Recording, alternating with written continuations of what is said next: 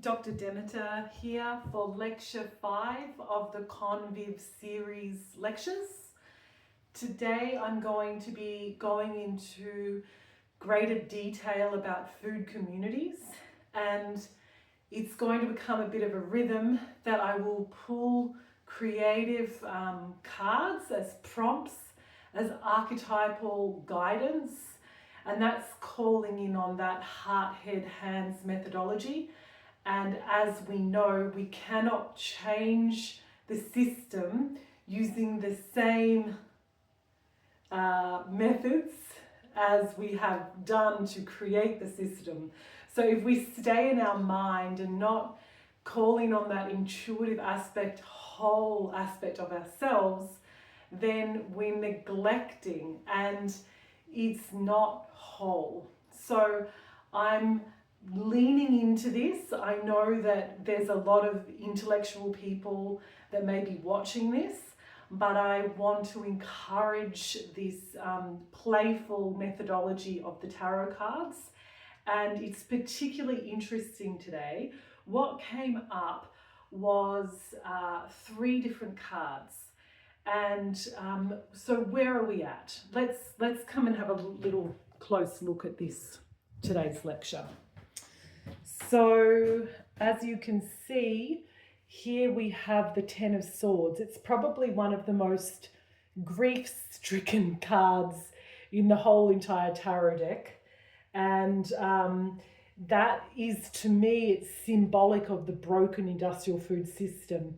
And it's a little bit reflective of the lecture that I gave yesterday about the glut of documentation, yet no action in local food. And of course, then there's this incredible will and strength that we humans need to address this broken system. So we've got the strength card here. So as you can see, it's a very interesting symbolism, and it kind of like actually logically makes sense. And then thirdly, this was the most beautiful aspect of it, was the 3 of Pentacles, which is this little man, little human, digging and anchoring into the earth with practical solutions. And there's a new moon shining and in the horizon. So we're going through this unraveling at the moment with the 10 of Swords. We need great tenacity and strength to overcome it from multiple different angles. And fiery chilies are in there. And then we have this, what we're aiming for is this anchoring in and connecting to the earth. So the Food Communities lecture was written based upon, I already had a strong idea of what I was going to do, but definitely the tarot cards are reflecting the way that I've designed this lecture. So the first area I'm going to talk about is food security and how it's desperately needed. And because of the industrial system, this complex mechanistic system that we've designed, and an extractive economic model that it's designed around, it's causing food insecurity.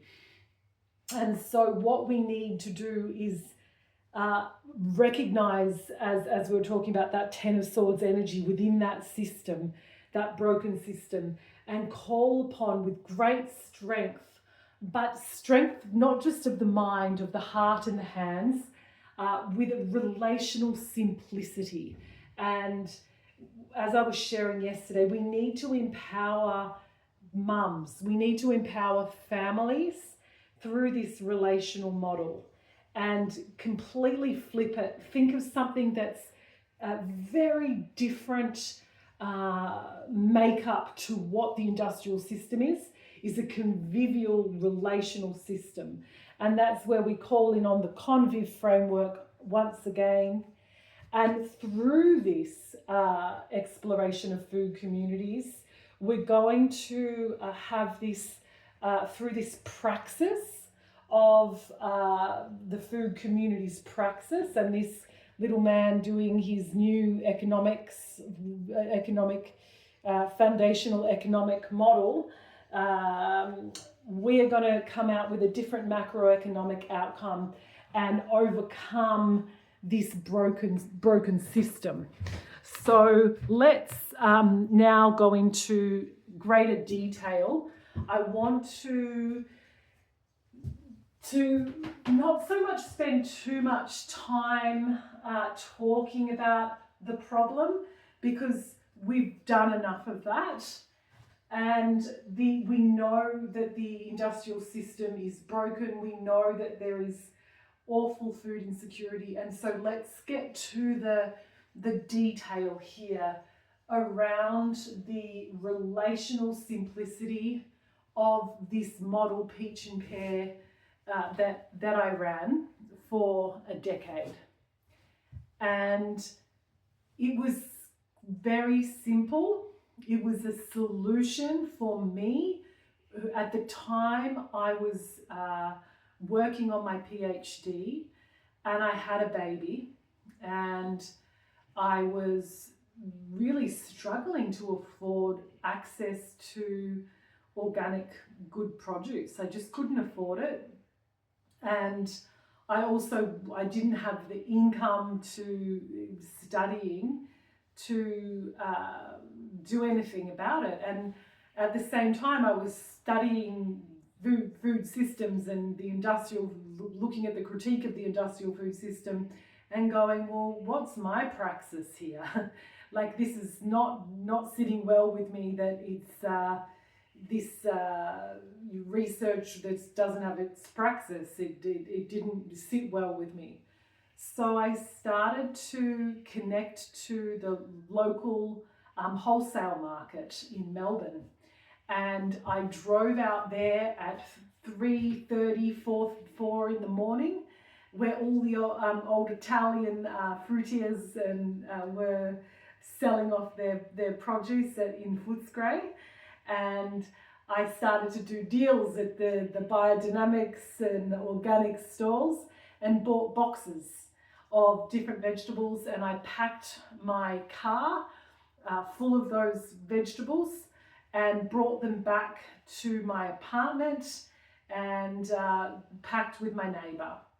And those, I was selling the box, to the Peach and Pear box, to around 25 to 30 families in that Bayside area of Melbourne. And they were getting the produce for about 30% less than what they would at a traditional organic, because I cut out so much middle in the supply chain, middleman kind of energy. And then, it just made it very vernacular in the distribution. So we started eating much healthier. We started to share recipes. We also started to connect and make special friendships. And then fermenting workshops spawned out of this food community, even community dinners, children's parties, and even to the point where one of the people that I met through this food box became a very good friend, but also a doula for my second child. So there we go. That's the beauty of food communities. And now let's go into a little bit of detail about the difference between community supported agriculture, which I have great respect for, but it's logistically at the farm part of the organizing. And I think a lot of energy is focused for the farmers to fix the problem, and I think there are a lot of brilliant farmers out there looking at alternative distribution models. But the consumer end, there's not too many models where we see an empowered consumer, and I really want to empower those mums who are going into these big supermarkets at the moment, pulling their hair out at an $8 bunch of carrots or a $7 bunch of spring onion, whatever it is. And they're trying to feed their family, and it's just at wit's end. So it's not a joyful, food has not become a joyful part of the weekly shop. But creating a food community completely flips things on the head, because the person, the woman, she has some autonomy. She has an opportunity to access food. If she's organizing the food box, she has an opportunity to subsidize her week for her time. She can get those vegetables for free. That's her bonus. So the person that's organizing can access the food. The helper, I always gave the volunteers a free box or a subsidized box, depending on what tasks they did. And then you're giving the power back to the consumer, and they're organizing and networking to sell to their friendship groups in this kind of vernacular way. So it's an empowered model, and it doesn't necessarily involve a community supported agriculture program or big infrastructure like a food hub and lots of logistics and infrastructure to organize. When I started to the Melbourne wholesale market, it went out to Epping. So it moved at one point because of property development. And I then was having to travel another hour out of Melbourne to collect the food. And I thought, this doesn't make sense. And that's at the point when I started to connect to local farms. So I drove out to Gippsland, to Calfresco Organics, and also to Peninsula. And they were kind of in the same part of southeast Melbourne or something like this. So I was able to collect food from those two farms with my son in the back, like with cabbages everywhere and bags of potatoes and everything. And I connected with the farmers. I got a better price, number one. I was also starting to really connect with the land and with the farmers in a beautiful way. So it was really fulfilling. And then brought the food back. So what we need to sort of crack here is the difference in all the communities that we have in the world. In particularly, we're looking at industrialized food economies, and we need to work out how we are going to, there'll be different ways in which communities organize themselves. Some food communities, like my one, Peach and Pear, it'll just be the mama or the papa or the family or the two friends going, let's go to that farm and let's organise roster when we go. Let's get the neighbourhood involved, who's going to get involved. And then we pack it, on someone's doorstep or in the community house. That will be one model. Another model could be that there is a food hub organised. So I've been reading about the Instaberry farm in British Columbia, just outside of Vancouver. It sounds like there's some kind of food hub emerging. So Guggen, the organizer there, has a lot of connections with farmers. And I think that he's able to bring together those farmers at his farm as a distribution point. So this would be what you would call some kind of food hub model. But from there, the way people organise around that they could do food box distribution from there, or there could be an option for mamas or families like this food community model to do bulk order, and then they pack in a separate location. They just pick up the bulk boxes and pack elsewhere, which takes a lot of time and energy off the organisers at that farm end. And it also empowers mums at the other end and incentivises them to do work in the whole relational system, which reduces their bill, and it gives them an activity. So it's a beautiful thing. The children can get involved with the packing as well. So that was something that I loved about this, because my sons were getting in touch with the food at such a young age and helping to pack the box. And it was, and then they were of course also eating the produce and having that connection with the produce. This is essentially food communities, and I'm in the process of finding a way to package up this very simple idea. Some people might call it a food group or whatever it is, but I'm very interested to package up this idea and get this idea to the masses.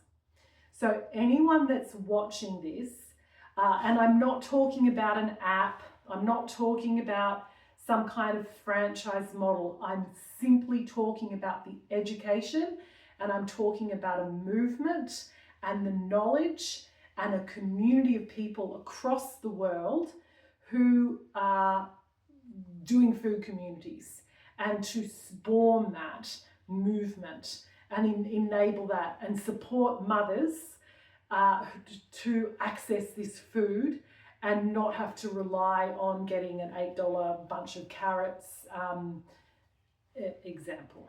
Okay, so please get in touch with me if you know someone that would be interested to support me on a level of, because I, who want to support a lot of people, because I know that when you're in a vulnerable state of low income, I've been there, and you have a family, I empathize, and I have a solution to that, and I want to help mothers and families, and though the children connected to those parents have a good experience in relation to food. Because I'm Dr. Demeter.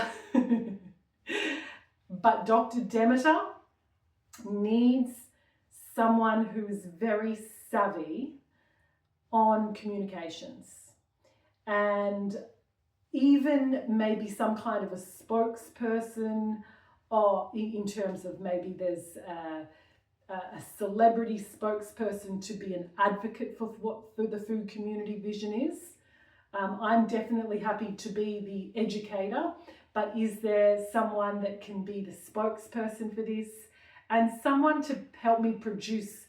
I'm not a professional video maker. I'm doing okay, but I think that we need to make some really savvy and sharp communications, so videos to educate people. And I want this to be open source. And I'm also interested to go to municipalities, and that's also something where I would charge for that. So also a business model in enabling food communities in municipalities across the world.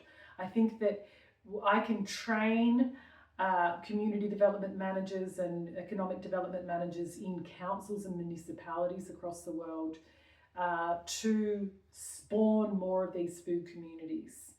That's the vision around it, and that's the Con Viv Framework. It's bringing in a life systems methodology, but as you'll get to know me more, we're only on lecture 5. I do teach up here, but I pack carrots and apples in boxes. Essentially, it's applied economics. Economics and life systems philosophy is living. It's not theory. So we've gone from the relational model to empowering mums as the main users, the people in the system that we want to empower. And then we're going to infuse this life systems knowledge into how it works, this networked relational model in different places. And then we get to point 6, which is the outcomes of creating food security. And that is the shift in economic model. And what we're talking about here, as I've shared, is applied economics and a foundational economic model. And it shifts the system. This kind of small-scale social innovation is not to be pooh-poohed.